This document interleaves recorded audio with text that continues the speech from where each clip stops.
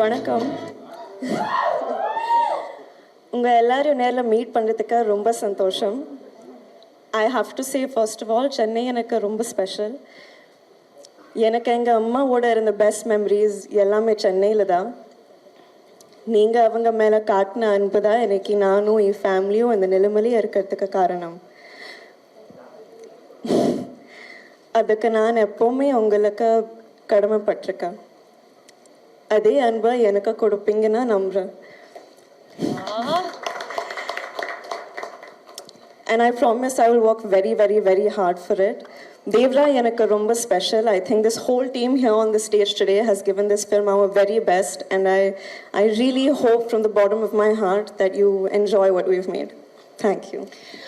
And it's time for our rock star to set this stage on fire. Podiumல வந்து rock star நிக்க வச்சு பேச எங்களால வந்து முடியாது. So first of all, Devara part